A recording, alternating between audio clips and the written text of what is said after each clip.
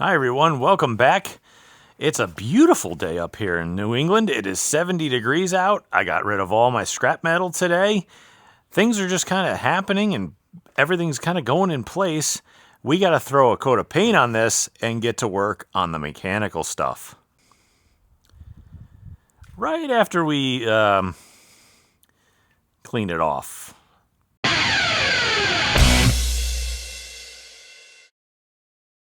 Guys, thank you so much for watching. I greatly appreciate it. Please consider subscribing if you haven't yet already. That helps me out a ton. It really does, especially with the algorithm, with finding reach, with ad revenue, stuff like that. It's a free click of the mouse. YouTube is great because you can literally watch whatever you want, whatever's within your interest group for free. It's pretty great. I mean, yeah, you got to watch ads if you don't want to pay for it. If you do want to pay for it, that helps us to bring you content. So, I mean, it's not like it's really that bad. But you can watch for free, which is the best part. If you'd like to help the channel out in a different way, you can go over to GleasonBrosRacing.com. You can get your merch for the race team. You can get t-shirts, hats, stickers, tumblers. We have koozies. We've got all sorts of stuff over there. So go check it out at GleasonBrosRacing.com. Click on the merch store tab, and that'll take you directly to our little website for the merch store. So that'll help out a ton as well. Like I said, we're back here, and it's now time to get away from the body and get it into the mechanical stuff. You saw these in the last video at the end where I painted them. We got to put those on. We've got to, we do have other things to do first. I know I literally just said we're getting away from the body, but I got to paint the body so that the wrap will stick. Now I'm going to talk to Tommy and say, hey, I really want to just kind of half wrap the thing because from this side up, everything's going to be the same. From this side down, everything's going to be the same as well, but we don't need to do the whole thing. Save us some time, save us some money. So we got to throw a coat of paint on. I went to Lowe's and I got a couple of cans of just black. Just gloss black paint. Rust-Oleum, it'll stop the rust. It'll adhere to it. I'll spray it down with this bottle of rubbing alcohol and some rags. That'll get her cleaned up enough. Then we got to clean it off because, we can't work on it otherwise. So it's a beautiful day. It's really warm out. It's perfect for painting. Now, as of record date, which is today, it is not April yet. It's actually March 31st. So we're not even into April yet. But we go racing at the end of the month. Now, I also am not going to be here for a week before that. The week before it, at least. So we have to have this thing at least prepped enough that when I come back for the remaining week before we go racing, we can spend some time putting this thing on scales, which is the last thing that we're going to be doing.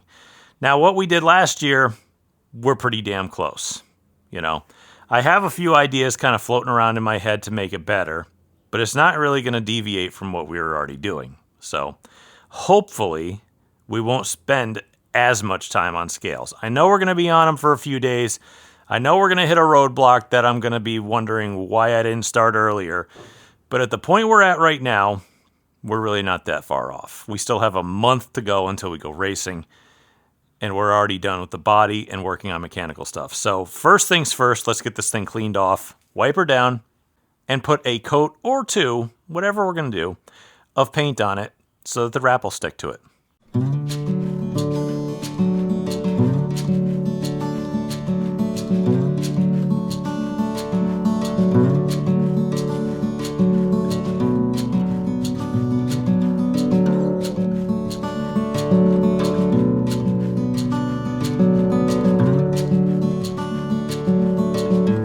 Gave her one real thick coat.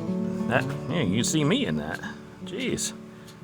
Pretty good stuff, this Rust-Oleum, but gave her one thick coat so that the wrap should be able to adhere to it. And it came out really well. My one big thing that I've ever had a problem with was prepping for paint on race cars, and pretty much anything. But what I actually did was I just grabbed rubbing alcohol and put it in a spray bottle. Cleaned the car down until the rags wiped clear, because I would use these paper rags over here. And it comes out perfect. There's zero fish eyes, no orange peel. I'm not even a run in the thing. This thing looks great. Why didn't I do this sooner? I didn't know to use that, but you know what? My wrap guy, he was using that for cleaning up the wraps and cleaning up stuff for when that would go on. So it seemed pretty good. So I'm like, okay, I'll give it a shot. And boy, that came out good. So now that I got to let that sit there and dry, I've already got a message out to him. And they're going to hopefully come back and do the same thing. You know, I've got the car on t-shirts and stickers and stuff on GleasonBrosRacing.com. So I'd really like to keep the branding the same. I want the car to look the same. So if you go on GleasonBrosRacing.com and you buy a t-shirt, it won't be irrelevant. So you don't have to buy another one, right? Simple. Now clearly that's how people make money in this, is they change something so you have to buy a new t-shirt. And if you care a lot about it, you'll buy one. But I'm not here to siphon money out of you guys. If you guys bought a shirt last year, I want it to be relevant this year. And if you bought a sticker too, still want it to be relevant. So while this tacks up and dries, I don't want to really lean on it or create too much dust. I think I'm going to get underneath the back of the car because I'm looking at the shock mounts and I think I got to flip them over because they're a little bit too high. Now, you know what? I usually don't show you suspension stuff, but honestly, I don't care anymore. I'm going to show you some stuff so maybe you guys can learn something. You're not really going to learn anything back here anyway because I run all stock stuff, so whatever. But you see how I have the mount on the top of this shock mount? Well, the reason I did that was because with my old chassis, with the factory chassis, it's a little bit lower, so it's not exactly the same thing. So it's a little lower than this mount. They tried to make them as close as possible, but clearly it's not. So what I'm going to do is, I noticed that when it sits on the ground, a lot of the shock shaft comes out of it. And I'd really like to put that shock shaft into the body more because I don't want the shaft to flex or have any issue with bending when it races, because if it is, then that could be causing some kind of a suspension issue. So I'd really, and the shock will work better, I think, in my mind, if I put the shaft a little bit further down. So luckily those aren't welded in or anything. Those are just bolts. So what I'm going to do is knock all the bolts out of them, flip them over, and bolt it up from the bottom. That way at least now I don't have to try feeding the damn shock up through that hole, which it definitely doesn't do. Dang. I was looking for gear oil. Apparently I only have 2 quarts of it. If I had enough, I was going to pull the pumpkin cover off of this thing and take a look just to make sure that the gears look good in it. I'm going to do that eventually, but I don't feel like leaving and going to buy a couple quarts of oil, you know. So I might just do it anyway, just to let her drip and clean itself out a little bit. While I'm under there, I might as well inspect it because I'm the one who builds the differentials. I'm the one who builds the transmissions. I might as well take a look. And nut and bolt a few things as well while we're under there. I was going to change back to the Ford 9-inch rear that I was running. I love it. It's great. Don't get me wrong. It works perfectly. It's straight. It's brand new housing. Everything is square in it, right? The only issue is after we won one of our races, we were there all night because they wanted to see the gears in it. So that meant dropping the drive shaft, dropping the axles and the brakes, pulling the axle shafts out, pulling the entire center diff out of it, bringing it over to the tech shed and letting them poke and prod the thing for 10 minutes and then hand it back to us. And then I had to put it back in because we didn't feel like pushing it. Which actually, you know, when we took the clutch apart in the transmission after we won the second time, that time we just stuffed everything in the car and pushed it back. So either way, I'm just running the stock rear because it's already in there. It's less work. If it's fine and everything checks out from the health checkup I'm going to go do in a minute, we'll just leave it. I'll go take a peek at everything, get to work under here, and we'll see what we can come up with.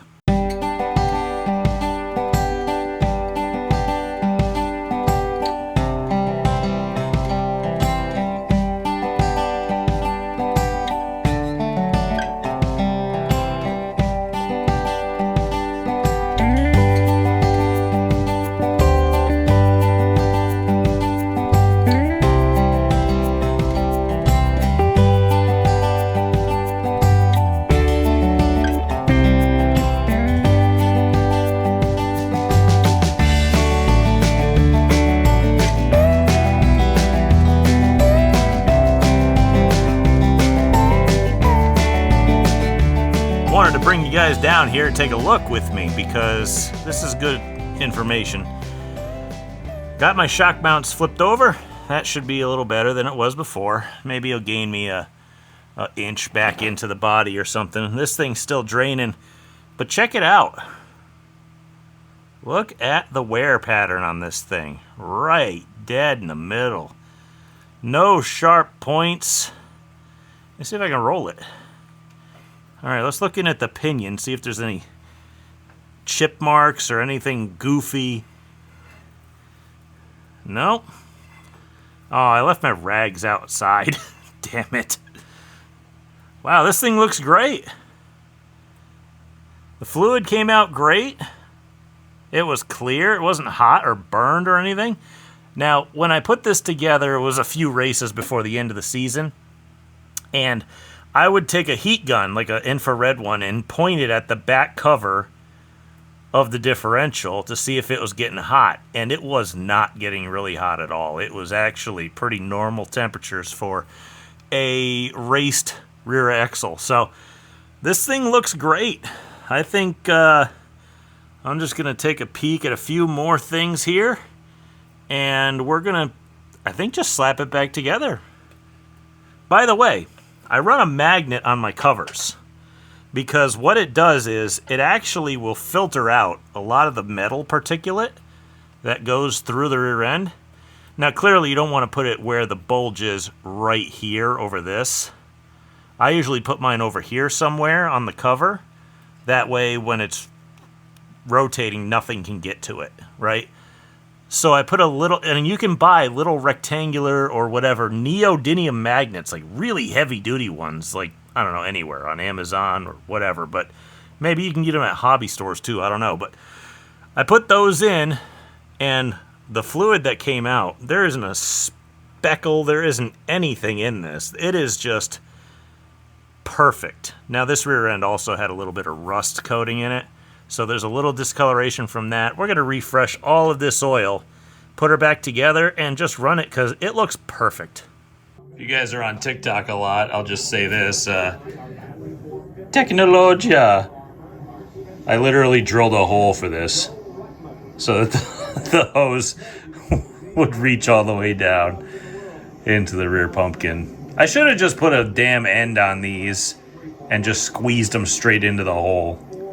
Whatever. Just to be safe, I think I'm going to find a half a quart, but I got to go get more. So I'll just buy a bunch so that I'll have some on hand just in case, but I'll let that drain for now. I'm going to go inside, though, because, well, it's getting a little bit later. It's only like 6:30, but it is league night, and I am tired of walking into the side of the car because my T-shirt keeps sticking to it, and I want it to be nice and glossy so that the damn wrap can stick to it appropriately and I don't have any issues, but I keep bumping into it and it's not going to stick very well if I keep doing that. So I'm just going to get out of the way. In the meantime, I have a message into the sign guy so we can get the ball rolling, and hopefully we can get something put on this thing before I go on vacation in a few weeks. That would be great because I don't want the only time he's available for me to not be home. That would suck. But I think later this week we'll start working our way towards more mechanical stuff. Like, I think I'll throw a grease gun on the drive shaft. We'll check the outer axle seals, make sure there's nothing weeping or anything coming out of them. Then we can start working our way forward. I'll probably pull the inspection hole on the transmission. Maybe I'll throw a camera in there just to take a look at it, but transmission was fine last year. I mean, I rebuilt it fresh to start the year. Then I never changed it. It was fine. I didn't hear no whining noises. I didn't hear anything go bad. I was going to change it, but then I had this recurring thought of, you know, we've done this stuff in the past and it came back to bite us. If something's working, leave it alone. So I'm just going to leave it alone. Nut and bolt the whole bottom of the car, and then we can start working our way forward. We got to replace a brake line and bleed brakes. So we'll get all that stuff addressed at some point, but not tonight. So I'm going to go in and do league night, and I'll see you guys tomorrow. Back again for the next day. It is a lovely 70-plus degrees today. That's why I'm in a T-shirt for once. It's like the second day I've ever been in a T-shirt this year. It's April 1st, and of course it's raining. Welcome to New England. So I'm going to start today off with a little bit of a tech tip for you guys. Now yesterday, I was putting oil in the rear, and it occurred to me that not only have I not done any sort of a tech tip in a while, but I didn't tell you how much I use, which some people might actually want to know. Especially if you're starting out, this is kind of useful information, especially if you want your stuff to last longer. Now in these cars, by rule, okay, I got to add that in, we are only allowed to run 2 rear axles. We can run the factory 10-bolt GM 7.5-inch rear, which came in the metric GM chassis car, or G chassis cars, I should say. Or we could run the Ford 9-inch that is the same width, and it has the factory mounts on it. We're also allowed rear disc brakes, but your rules may vary. If you're running in a street stock or whatever kind of class wherever you live, you're probably running a Ford 9-inch. Even on dirt, probably a Ford 9-inch. They're tougher, stronger. Everything is better for longevity except for the weight. It's a little heavier. Not a big deal. I am running the factory 10-bolt in my car because, number one, our rules dictate that we have to run an open differential, and which those come from factory. I had to make this one open by buying spider gears and all sorts of stuff. But it's also easier to tech. That's pretty much the only reason why this is still in the car. I kind of prefer the 9-inch because of how strong they are. A 10-bolt is like glass. They bend at the... You can take a hard trip through the infield and the thing will bend. So you just got to be careful. But what you do is you run extra oil. Now in these, the Ford 9-inch, I run about 4 quarts of oil. It's a lot. It's past where the sight hole is.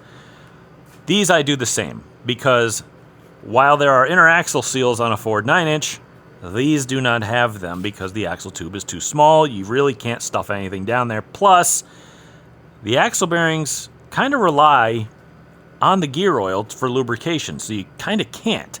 These you can get away with it. You can grease them with a little needle thing.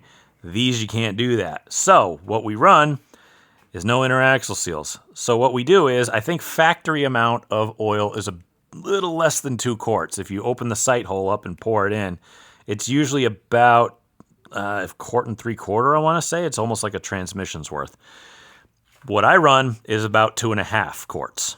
I was told to run about 2 3/4 by an old racer who's done this a long time, and he's very good at this. And he builds all the stuff, and he builds chassis, he builds everything, right? I run 2.5 because it's just easier for me to measure from the bottle. And if I need to add some, at least it's a 1/2 quart, not a 1/4 quart, right? So it's not going to hurt it either. I always run 2.5 in these 10-bolt rears. I always run 4 in the 9-inch because it helps with cooling. It helps with slosh if it goes side to side. You're not going to starve the pinion. You're not going to starve any of the bearings. So always run extra. I run about 2.5 in a 10-bolt and 4 in a 9-inch. So I'm going to get the final 1/2 quart put in. We can move on to other technical stuff.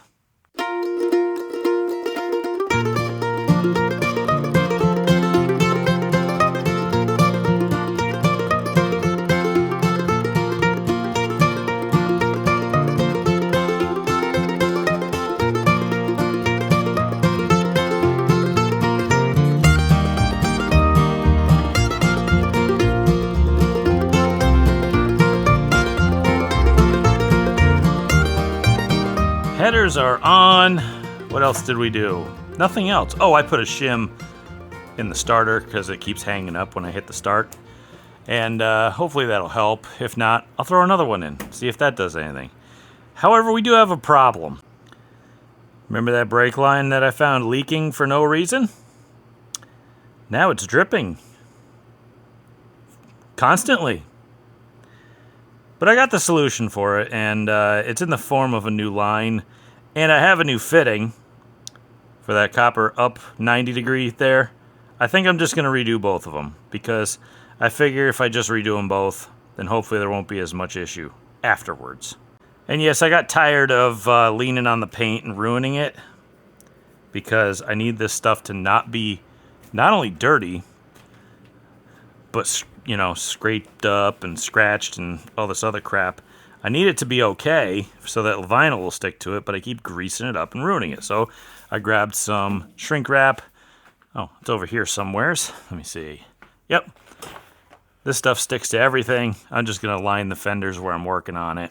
That way the vinyl guys, when they come, will have a nice clean surface to work off of instead of my greasy handprints.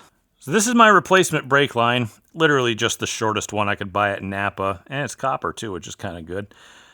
Pre-made. So I'm just going to stuff that on. Probably be too long. But I also have the 90-degree fitting. I had bought these in a 4-pack, and this will go into the master cylinder.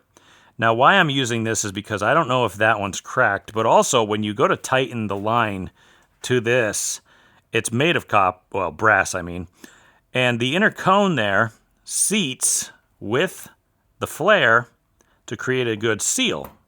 And if you try to reuse it, you're going to have kind of a bear of a time getting it to seal. I mean, it's not impossible. I've seen it done, but I would rather replace it because it'll indent where it seats to try to make the seal impervious to pressure. How that one failed down there by just sitting, I don't know.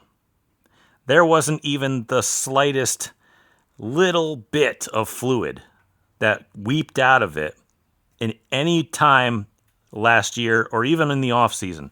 Now it's literally dripping onto the floor. I don't know how it failed by sitting here, and I didn't even use the damn brake pedal, but it did, and we're at the point right now where we have to fix it. So I think it's time to grab as many lights as I can, figure out the size for all these, grab a drain pan, because we're going to need one, and get to work.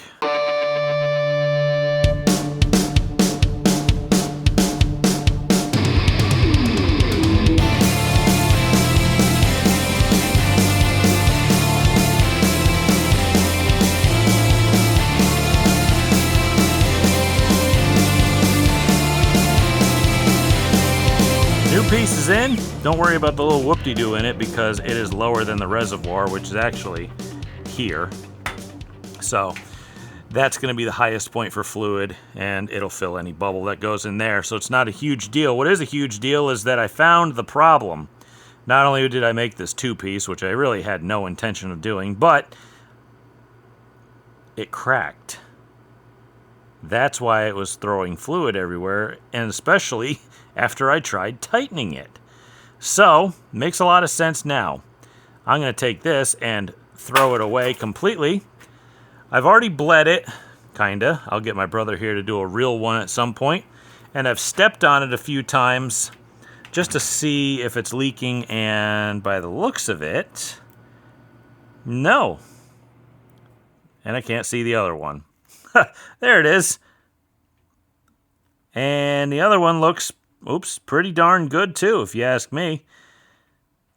If I could get the damn camera to stop trying to autofocus. But anyway, that doesn't matter. What matters right now is that the line is fixed, and I did it the lazy way, which I didn't intend on doing, but I did it anyway. I just reused the brass fitting. Didn't look very scarred up. I said, okay, well, this is a copper-ish, or copper-clad at least, line. Hopefully it'll seat right to it. I cranked the ever-loving heck out of it. That should be good to go. So those marked off the list. Since I don't have anything better to do with my life at this very moment, I think we'll work our way to the exhaust. And what we have to do with the exhaust is we have to get the turn downs to not fall off of the mufflers. Here's my new mufflers. They are the Moroso spiral flow. That is whatever they have in the rule book. And I've got these turn downs, which kind of slip fit right on. Now, I do not want to use exhaust clamps for this. I want to use it like this, right? I want these types of clamps if I'm going to hold the exhaust on, which is how I hold it to the exhaust pipe itself and how I hold it to the collector on the header. Now, because the reason I want to do that is instead of using those big, heavy exhaust clamps that dent the thing in, you can't really get it back off again. It needs to be serviceable. So what I'm going to do is I'm going to weld a tab from this side and overlap it on this side and put a bolt through it just so it'll hold it on so that if the tech inspectors want to inspect it, we can just slip it off here, slip this off here, have at it. Go look at whatever you want to look at. We don't have a problem with that. So I got to go do it to this one that's standing up over here as well. Hopefully we'll have that done and we can finish the exhaust to put that back on the car. So I decided to change tactics here. I want to get some parts on order, and I can do the fabrication stuff later. But what I want to do is just a quickie refresh of the carburetor. And basically all that's going to entail is it's going to be a accelerator pump diaphragm, because I don't want any sort of like leaks or any sort of problems with that, maybe perforating. Maybe this carburetor had, I don't know, a little age to it or whatever, but you could tell how much time this thing is sat because nothing came out of it. But I also want to, well, clean it out, but I want to put some fresh bolt and metering block gaskets in it, and a power valve, because I run one, because it's only a 2-barrel. And there it is. How's she look? Maybe I'll put a needle and seat in it too, just to be safe, because I have like, I don't know, 50 of them. So I'm going to put this on order right after I get that off. And I'd really like to get those parts coming so that I don't have to deal with waiting. So I'm going to do that, get some carb cleaner thrown through it, and hopefully we can have that thing ready as well. So, well guys, scratch that. Apparently I had everything just hanging out in the old carb box. I pulled it out of the trailer in the rain. That sucked. But I found a actual old Holley diaphragm, still kind of shrink wrapped. I'm going to take a look at that. I got about 4 more in here. And a new power valve, so I'm like, huh, well, I guess I don't have to order anything. Maybe I'll order gaskets just to have them. I mean, I got these, but who the heck knows how old they are. So, whatever. Hey, at least I had to stay off Amazon for once. Well, I guess being an automotive hoarder pays dividends. That carburetor's all sorts of fixed up, and I didn't even have to waste any time waiting for orders to come in. Cool. So, that's ready to go. There's absolutely no gas in any of the lines, so that's going to take forever to pump up. But we still got to put water in it. We got to adjust valves. I got to put, well, I did put that starter shim in, so that's good. We got to get it spun over enough to get oil pressure. I got water for it, so we got to put water in it. And then we can actually run the thing, but we still got to get the mufflers done first. That'll take, I don't know, an hour or two to just fab up a few things and get that put on. And then, yeah, we could be in really good shape to have this thing de-winterized and ready to run. So we can deal with that tomorrow. And I'm going to go inside and be domestic. And I'll see you then. It is the next day, and oh, what a difference a day actually makes, because it is now 43 degrees thanks to being in New England. Yesterday was over 70, not anymore. We're going to get to work on the exhaust. And we got to cap off the rear end, I just noticed. We got to build those tabs so that these ends do not come off while racing. That would be real bad, because I do not want to be responsible for not only damaging someone else's car, because that would sure piss me off if it happened to me, but also maybe causing a caution and possibly, if they figure out who did it, being thrown out of the race. Do not want that to happen. So I'm going to go search the scrap metal bins, whatever I got hanging around. I don't really know at this point what I have. We'll get some stuff welded on, and I can test out my new welding helmet. That would be pretty sweet. You know, I don't even remember if I put this on a video or not. It probably did last video. I don't even remember it, but bought a new welding helmet off Amazon. It's even got a bag that I'll never use. I'm pretty sure I've mentioned this, but my other welding helmet, I've been trying to keep that thing together for years and years. It's just an old Harbor Freight welder helmet. This one is from a brand that doesn't pay me, but that's what this is. It's apparently a True Color, which I don't know what that is, but this is way more comfortable than my current helmet, and I can just replace the battery in it, which is really sweet, because I've been replacing the whole lens and knob assembly. You can buy the lens and knobs for your old helmets on Amazon. They're like $15, like if the auto darkening battery dies, which I don't even know where my helmet would be. Anyway, we'll find it later. But they give you another battery. It's like a CR2650. It's some big watch battery type of thing. So you can just replace the battery, which is way better than mine. So at least I'll get the chance to try that out. That's kind of cool.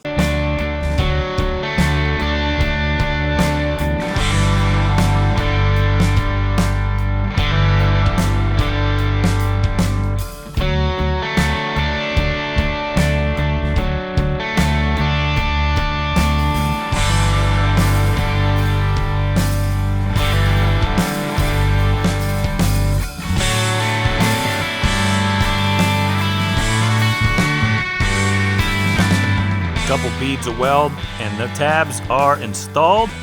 Got a couple lock washers on here. Make sure it doesn't vibrate loose, because if I used nylock nuts, it'd probably melt because, well, exhaust, we all know that. Turn downs are on if they're not clocked the appropriate way, because I know I have one of these pipes that's kind of bent a little bit in a very rednecky way where you cut it and just kind of yank it one direction and re-weld it. Because it pointed too far down, so I had to bring it up to the floor. That should be good to go. You know what I should have done? I should have sanded these and hit them with some header paint so they don't rust. I don't know if I have enough left. I don't think I do, but I should have done the exhaust and header paint so that it's clean. I like having clean things now. You know, for years I didn't care, but now I really kind of do, and maybe I'll figure it out someday. But that's done. New welding helmet. Awesome, by the way. $50 on Amazon. And it wasn't even you could have gone cheaper if you wanted to, but I kind of didn't because I wanted the replaceable battery. So that really is great. And I'm going to keep that thing in the bag so that the dust doesn't cause the lens to scratch, so it's clear as long as humanly possible. But I figured $50 is a good deal, especially when it works perfectly. Oh, so nice to weld again with not being blinded. So, all right, I'm going to get these back on the car, and hopefully we can keep marching forward to having this thing running again after sitting all winter.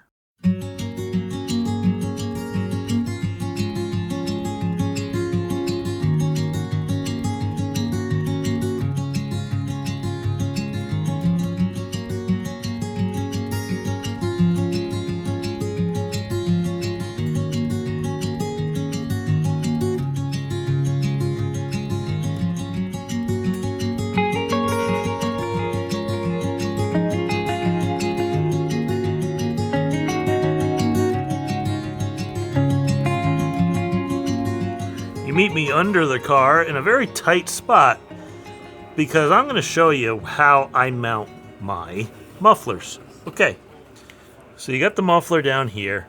It is within the 12-inch rule of the rear axle. It is downturned so that the sound goes into the ground. I have a clamp here, and I weld a exhaust clamp to the chassis so that it holds the pipe on, because that's really, really strong, because I used to use stainless steel hose clamps like this to hold that on. Not anymore. Now it's really, really solid. It ain't going nowhere. Now as I move forward, I got another band clamp over here so that it can hold the pipe to, okay, it wasn't moving, optical illusion, to the header itself. Now, my problem is sometimes when you're working on race cars, things are different. Case in point, this header. Because my old one apparently was a little bit bent down, and therefore I had to bend the pipe. Well, guess what? This one's not. So the pipe is kind of straighter back. I'm going to now grab my welder and zip a few tacks on this thing, and then I can take it back over here, weld it up, clamp it on, and hopefully be done with this finally.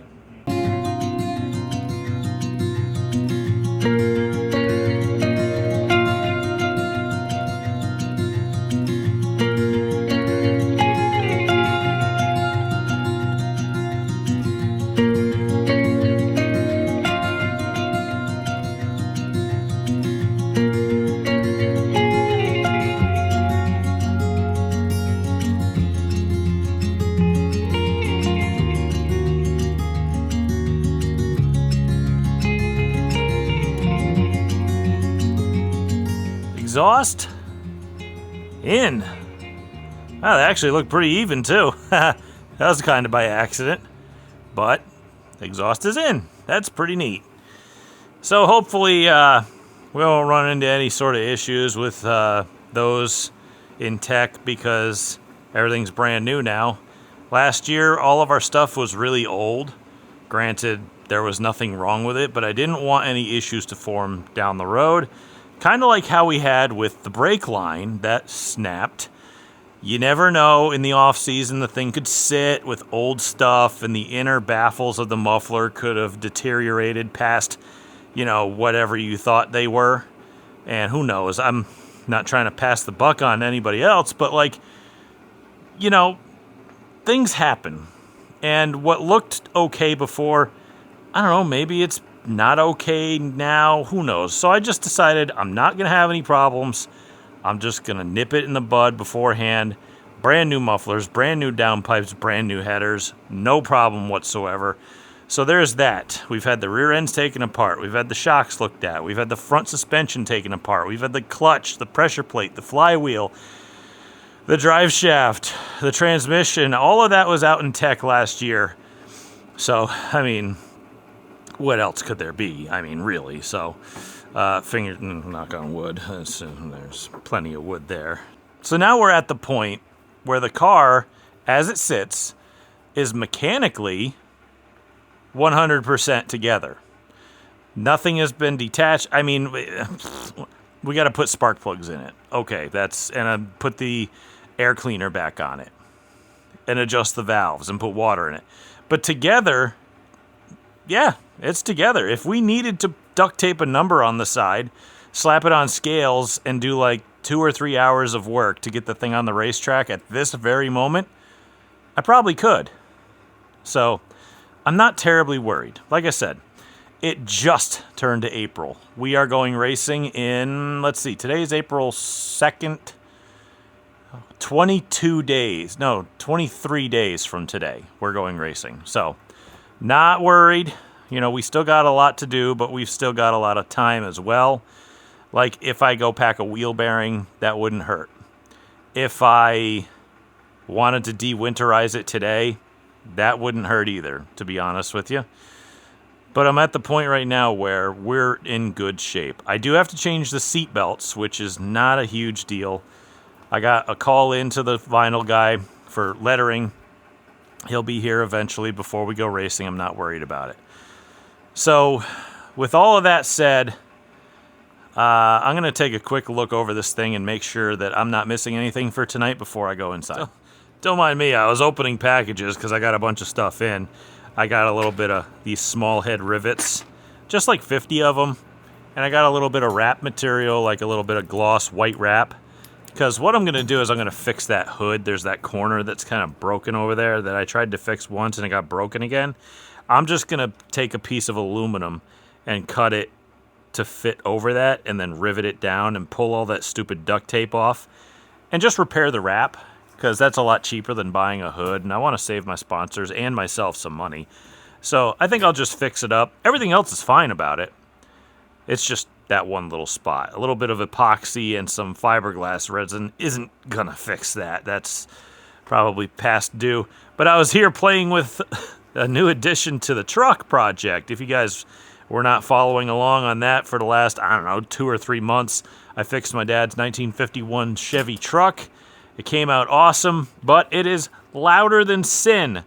These are a set of Chinese Flowmaster knockoffs that you can see. Look, it's welded chambers. See? From Temu. Yes, that website.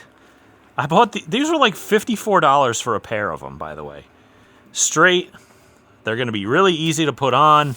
I got clamps coming for it and everything. The little sandwich band clamps for them. It's going to be great. I'm going to leave the other mufflers on it. It's got bullet mufflers on it, which are clearly not enough for the People's Republic of Connecticut to handle, because they're proposing legislation that says if you have a street vehicle that's too loud, we're going to fine you $1,000 for it. Because we need that to be done instead of, lowering taxes and changing the law so that we don't have the highest utility prices in the country. And you know they're not going to pull over motorcycles because all of those people ride them. Either way, I just realized the clamp on my breather is not on. Whoops. But at this point, I'm trying to be a little bit more domestic. I could work on this thing all night and finish it tonight. I could easily put water in it. I could adjust the valves. I could put spark plugs in it. I could change the seat belts. I could literally do all of that tonight and then tomorrow fix the hood and put it on scales. Like, it's not going to be too bad. But I really got to I know that I think next week and the week after, I've got to get the car done. It has to be done within the next 2 weeks.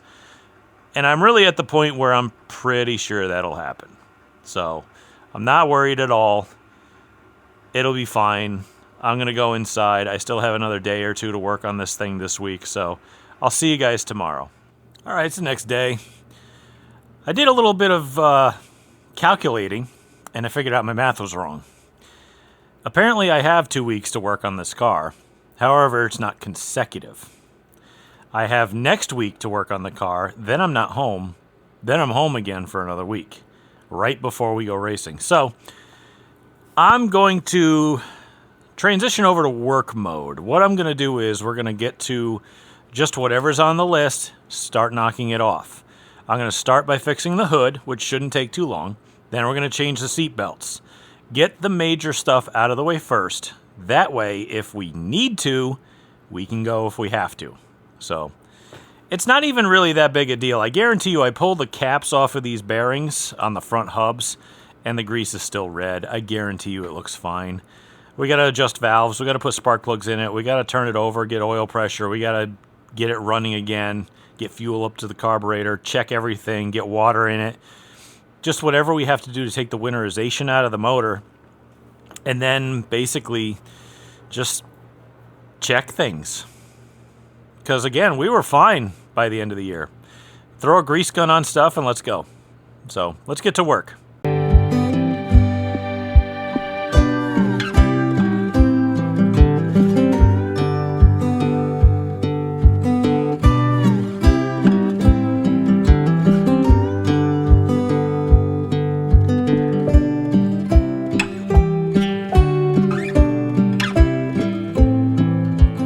I'd say my repairs came out pretty well. This tear here got epoxy last year, if you can even see it. So I just put it back over it, said that's good enough, right? Took a heat gun, put it over the rivets. It ain't that pretty, but you know what? You stand back a ways and fall over into the door, you barely even notice it. Decided to even do a couple other parts. Like when I got into a little fracas last year, in case you weren't watching, where I hit somebody and it peeled the nose like this. Like, you know how you bend your fingernail back and it hurts a lot? Well, yeah, I did that to the nose. You see this one here and this one here. And I took it and I epoxied it and I clamped it shut so that it would be... It is hard. It's not coming apart. It is solid. It's just kind of ugly. I should have sanded it down and then put the wrap back over it, but I fixed a little bit of the wrap that was torn. The sun got to the wrap over here, and it was a little thin from heating it up, and it was peeling, so I slapped a piece over that too. Yeah, the white's not exactly perfect. It doesn't quite match, but when you're sitting in the grandstands, you ain't gonna notice. Also, I took and I put new seat belts in. They needed to be done because the date on the ones in the car, December 2025. Well, that might have gone already. Oh, also, I found out the bolts on my steering wheel came loose. So there was a little extra slop to it. That was real weird. So I took my bottle of Loctite 271, cranked that down after soaking those. It's also got a new window net. I think I did that earlier, December of 27. So this year and next year, 2 years is exactly what it is. Now, here's how I put my belts in to my race car. If you're a new guy to this and you're wondering how to put belts and stuff in your car, check this out. Number one, my side window is put in with Zeus buttons. So I can just take a screwdriver or the thumb lock ones and just pop the window out, and I can access my belts. Now, if you see here, my belts are bolted in through this solid plate here. That's welded all the way through here, but this tin is not attached to it. There's supports or like angles underneath here, and it's all welded directly to the cage. Now, how I mounted everything with these bolts, there isn't a nut on the other side. And I did it down the side here, and I welded a tab on the other side because the floor in my car is all plate steel. It's like 1/8" plate, right? So the way I did this is I took these, bought these on, I don't know, Amazon or wherever, but they're made by All-Star. This is your part number if you'd like to pause it and check that out. These are weld-on nuts. You countersink these in to your metal, weld it around the edge, making sure not to hit the threads. And you can bolt a 1/2" by 13 bolt, which is heavy duty. You're talking this guy into whatever you need. And they are very strong. They are never going to rip out. That's how I mount my seat. That's drilled through the bar, actually, and it's countersunk into the roll bar. And my seat belts, grade 8, 1/2" by 13 bolts on everything. Even the bottom down here is done exactly the same. I built a support, countersunk it. That way I don't have to deal with nuts. I can go down there and actually work on it. So it's very easy and very quick and very solid. So all three of the above make for a really easy time. I ain't gonna lie to you guys though, I don't feel very good. I really don't. I did not sleep last night. I woke up with a screaming migraine, and I had to go to work, and then I had a migraine all the way through work, and I had to bite the bullet and take some Excedrin migraine. No free ads. But I took that, and now I feel funny. Heart palpitations. I just don't feel good. You know, I really don't. I can't really breathe very well either. I might take a little break and see if I can go do something else for the moment. I'm not sure if I'm done for the night, but I'm going to take a little break, I think. Okay, I took a little break, and I actually went over and started working on my Jeep just to see if I could figure out what's wrong. And I think it's just got TIPM issues. You know, those things with the WK2 systems are very, very finicky. And I'm not a big fan of it right now. However, when I'm finding that the TIPM that I bought that was rebuilt, and I put that in giant air quotes, has old fuses in it, which I can tell they're old. You can tell something's been used, especially something electrical like that. And I pull the TIPM apart, which they don't want you to do, but I did, because they put a big void sticker over it, but I don't really give a damn. And I find a build date on the circuit board that says 2015, and nobody's taken it off, and all the plugs look factory. Well, I'm going to think that it's probably not rebuilt, that somebody just cleaned it up and stuck it back on a shelf for resale. So when I get angry and I have my wallet handy, I tend to buy things. And I purchased a brand new TIPM from Mopar Parts Direct. Actual factory parts that are brand new. So if that doesn't fix it, then there's really something wrong. So I'm going to go stuff that in when it finally shows up, but I'm also going to stick myself in the house because I still feel like crap. I am like, if I sat down right now, I'd probably fall asleep. Don't know why. Have a massive headache, feel like crap. Probably sick, who knows. So I don't know if I'm going to be out here tomorrow, but if I am, I'll see you then. All right, I'm back for the last day. I'm going to get to work on de-winterizing the engine. Basically, put water in it, put some spark plugs back in it, change the oil eventually, but we'll do that later. Adjusting valves, setting timing, making sure things run. I figured it's a good day to do it. I'm home. It's the easiest thing for me to do right now, and it needs to be done. So I was going to go outside and do other work. Actually, I don't even know what I'm doing tonight, but since I'm home, I might as well do this, and it's going to be pretty easy. So let's go bang this out and get the car running for the first time this year.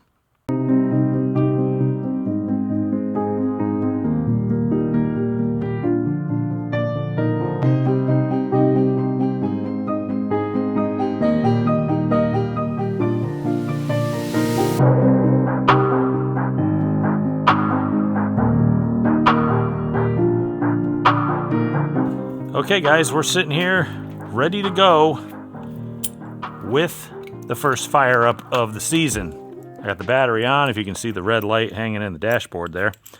And I'm just kind of cleaning up a couple minor little details before we light her off. I got water in it. I've been looking for water leaks. I don't see any. I never took the hoses off, so that better not be a problem. This is powered up. We're going to check the timing as soon as we get her fired up. Let's do this. All right, remote start activated. I don't know if it's pulled any fuel yet. Oh my God, it's ready to go already. All right. I'm going to have to dump the rest of the fuel I got in my can in the back, but we still got some. All right, contact.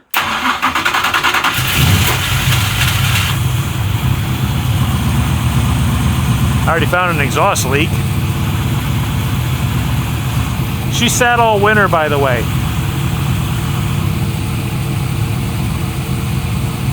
I haven't even touched it. I haven't started it. That's cold start from sitting for like 6 months. I'm not kidding. A little bit of fog. You believe that? That's hilarious. All right. I'm gonna let her warm up for a minute, and then I'm gonna go hit the fan.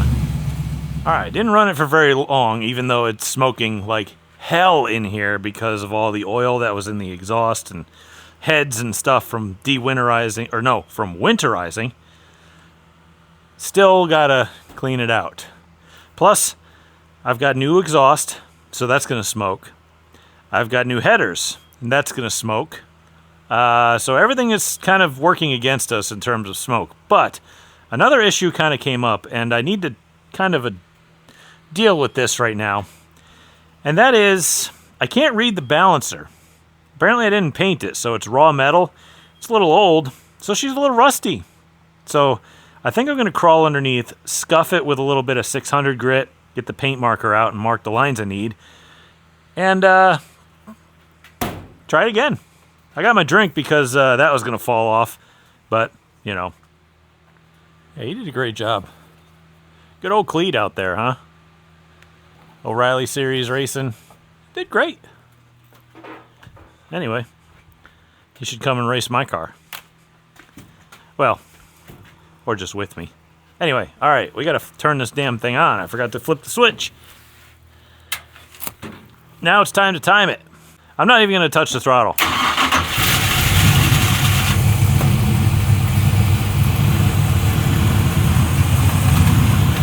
How ridiculous is that?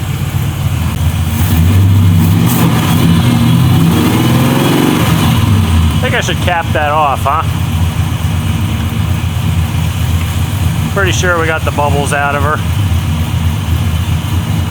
All right. That's enough of that.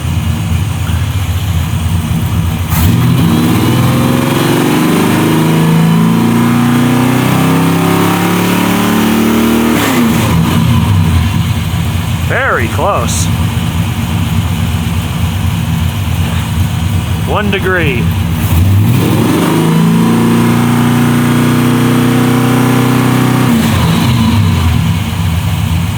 One degree.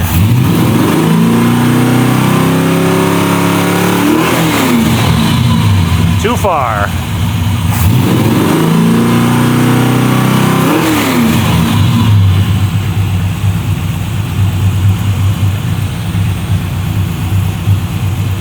That came down, right? Yep, okay. Now that she's warmed up, why don't we take a second to tune on her with the appropriate screwdriver. That'll work. Oh no!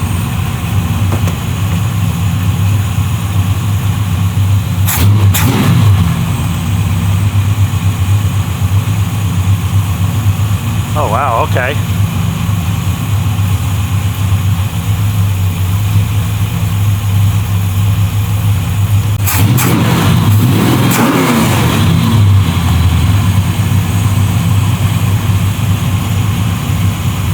Man, I need a better screwdriver for this.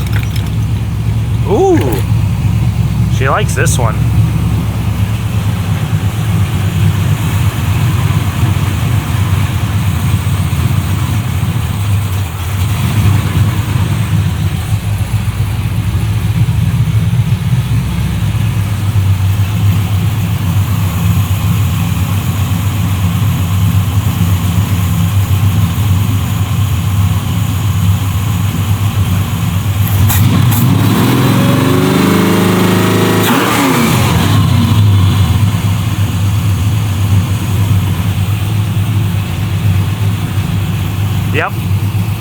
that's tuned.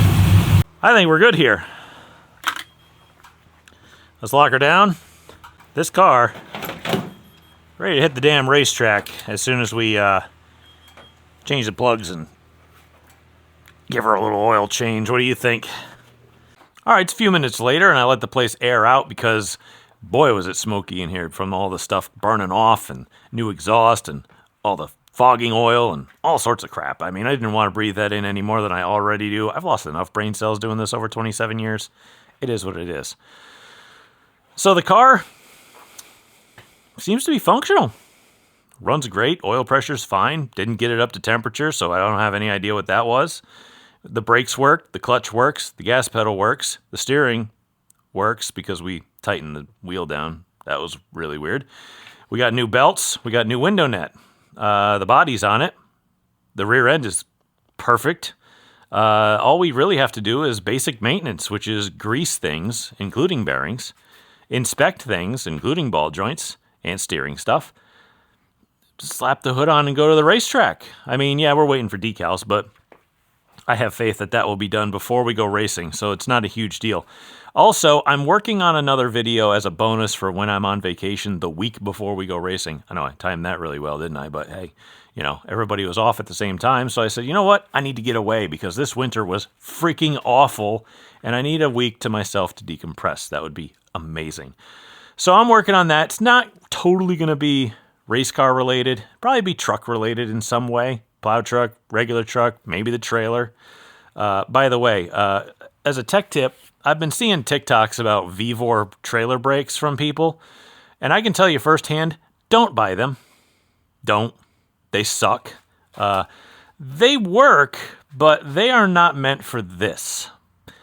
Because the magnet is really weak, and you have to plan where you're going to stop, and if you need to panic stop, you're dead. So I've got something in plan to fix those. Maybe I'll include that in the bonus video that I'm going to put together, but we'll see. Just my consumer advice, if you will, for the moment. So I want to thank you guys so much for being here with me and hanging out. Racing season's coming up really fast, and if you want to catch all the action from my point of view, make sure you subscribe, because that's the best way to stay up to date with everything that we do here, especially all the DIY stuff, even if it's not racing related. And if you know anybody who might be interested in that sort of thing, please send them my way, because it would really help the channel a ton. The most direct way to help the channel and for you to get your merch before racing season, because it's coming up really quick, so if you order now, you'll get it in time, is to go to GleasonBrosRacing.com, hit the merch store tab at the top, and go to the merch store. It'll take you directly to it. We have race team shirts, we have hats, we have novelty shirts, just channel-related stuff, koozies, tumblers, stickers, racing team stickers. We have all sorts of stuff. That helps the channel directly. That money goes straight to me, and that goes straight back into the car if it touches me, because that's what every dollar I earn does. Oof. Anyway, tell your friends, tell your family, tell your neighbors, tell anybody who might be interested about that and the channel. And until next week, when we get back to work on the final little mechanical things, guys, I really appreciate it, and I will see you next time.